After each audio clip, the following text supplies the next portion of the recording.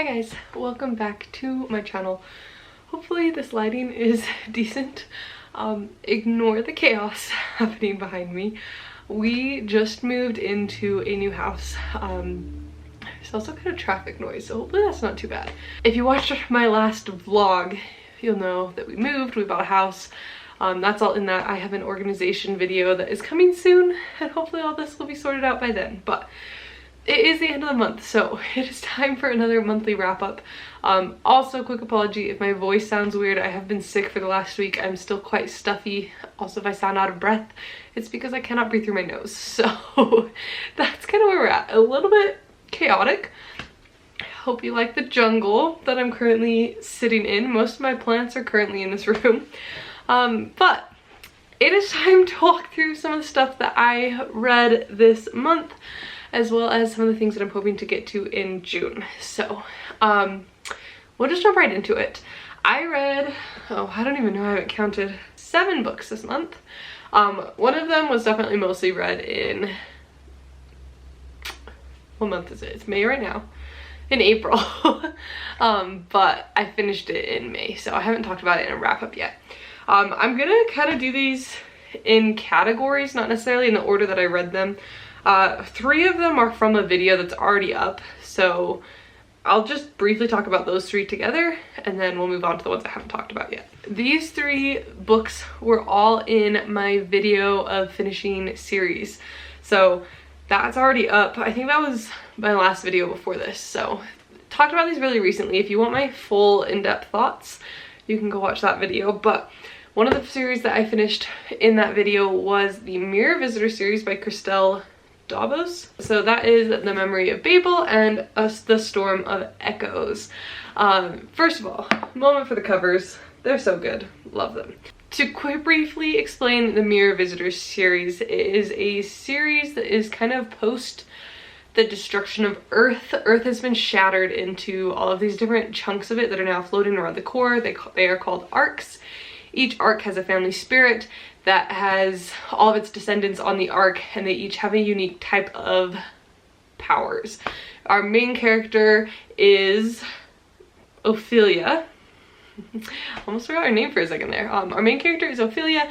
She is from the arc of Anima that has powers having to do with inanimate objects. So some of them can animate them, some of them can fix things. Ophelia specifically is a reader, meaning she can touch an object and read through its past owners. She gets into an arranged marriage with a person from another arc. It's kind of this whole thing, and it kind of goes from there. I read a lot of Goodreads comments that were saying that basically it's 2 duologies. So there's like the first 2 books and the second 2 books, and I would agree with that. The first 2 books are very court intrigue, politics, that kind of vibe. You're very much so focused on the forced marriage type thing. The second 2 books really broaden it out. You learn a lot about all the other arcs, and kind of the overarching thing. Unfortunately, I liked the first 2 better. I gave, let's see if I can even remember. I gave The Memory of Babel 4.5 stars. I gave The Storm of Echoes 3 stars. The first book was really high, the second book was 5 stars, and so it kind of did go downhill for me. My biggest complaint is the ending of this whole series is just so, I don't even know, it's an open-ended storyline, which I know some people like. I personally hate open-ended books, so that's kind of where I sit on that. I do really love these characters, but unfortunately I feel like a lot of the characters that you fall in love with in the first 2 books kind of get lost in these second 2, and you really focus down just on Ophelia. So that kind of dampened my enjoyment of it, but overall I would recommend the series.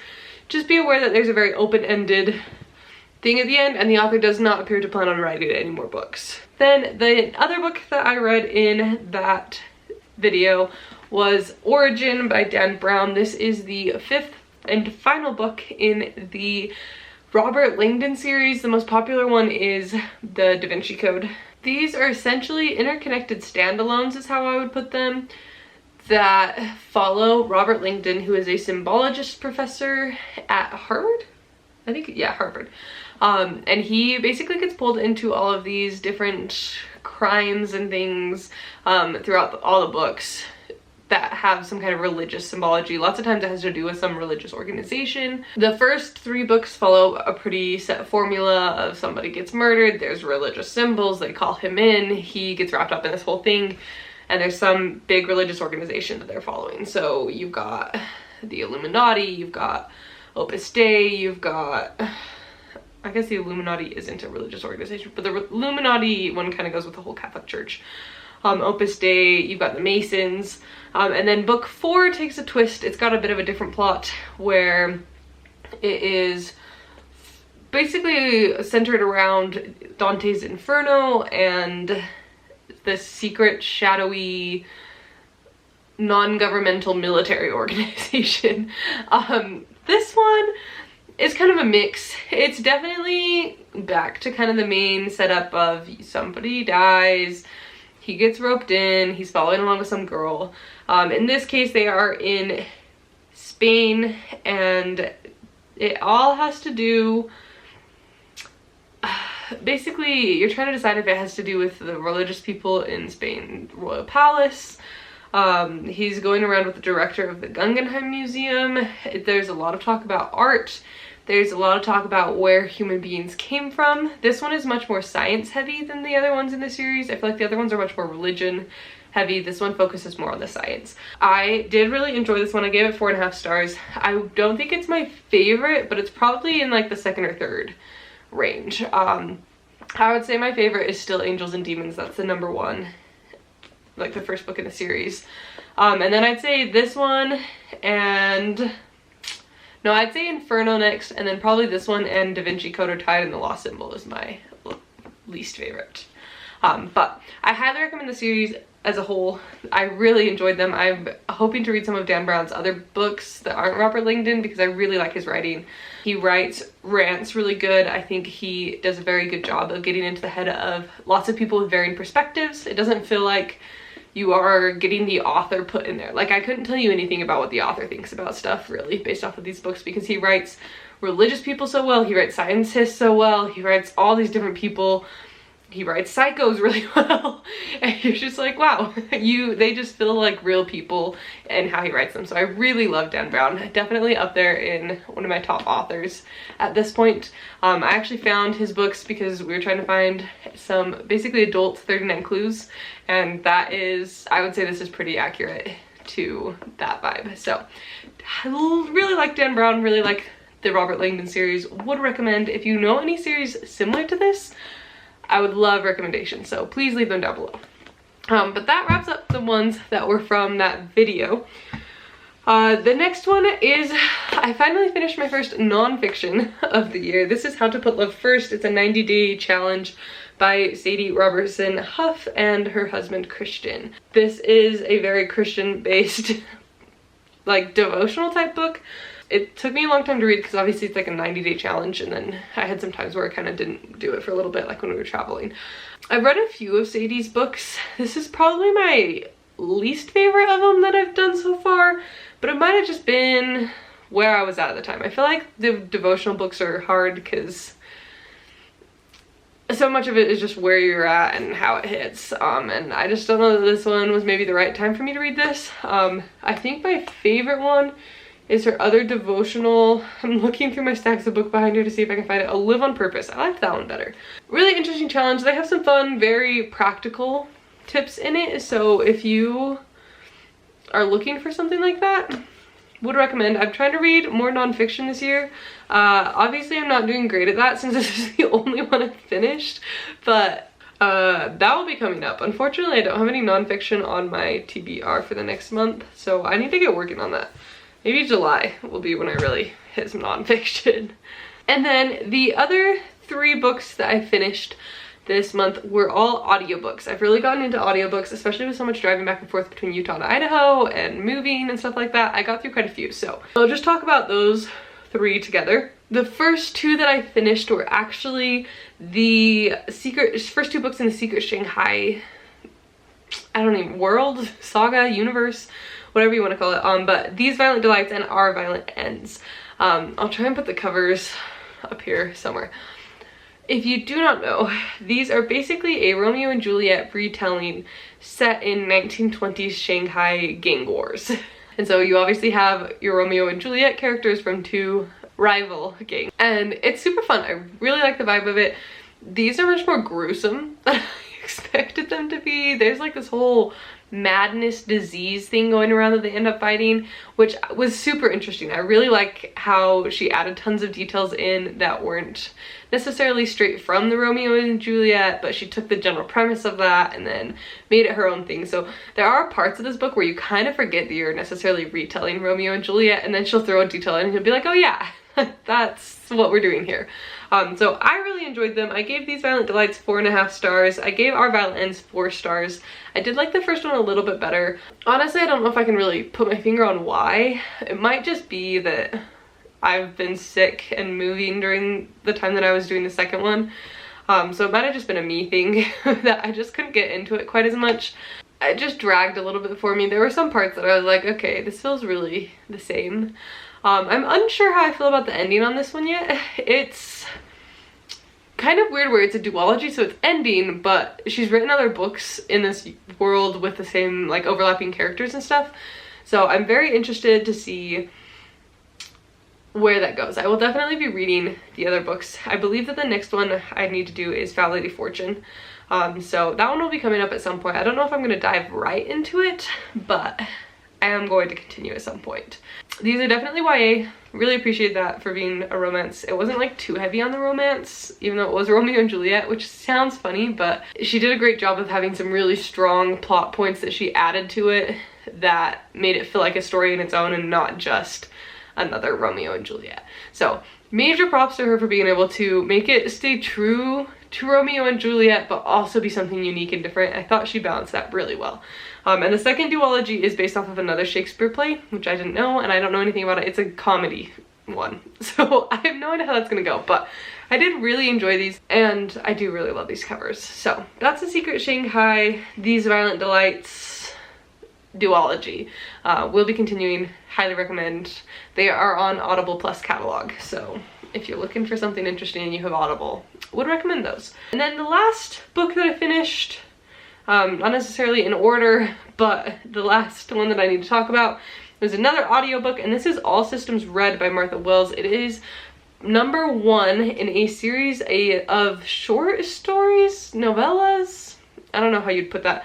All of them are called the Murderbot Diaries, and basically it's this sci-fi book that is, there's sentient robots that have basically been designed to do various things, but the specific one that we are following was initially designed to kind of be like assassins, is kind of the vibe you got, but they've kind of twisted now, and they basically just watch reality television whenever they're not actively on a job. But when the book starts out, ours is with a crew, not as an assassin, but like as their guardian kind of a thing. They're out exploring a planet that they want to settle, and it's their robot that is there to help.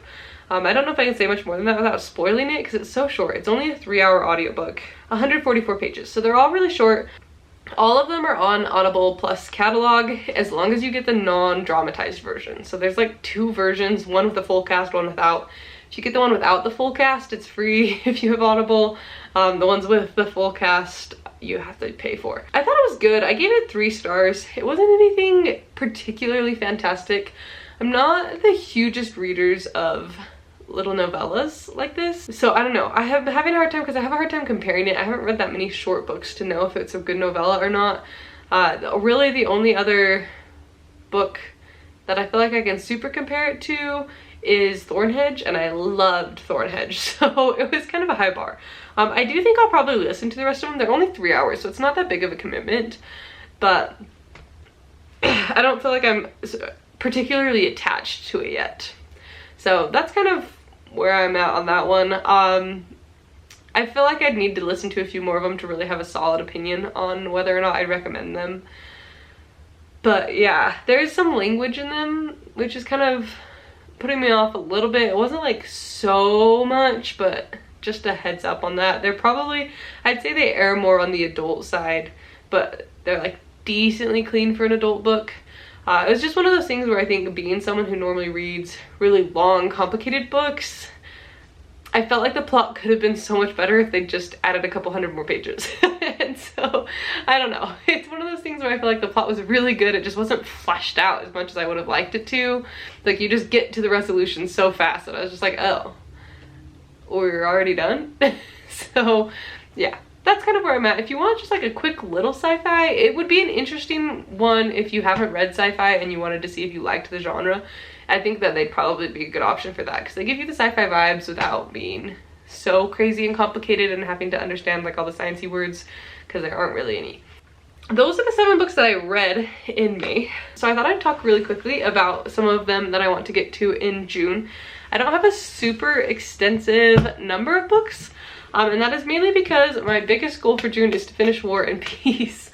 I am making a video where I am annotating this. I've already started. I don't think you can even really see those tabs. I am currently 46 pages in, so not super far, but this is my main goal for this month, is to finish this. There will be a whole video coming out of me reading and annotating this, so get prepared for that. I want this to be done by the end of the month.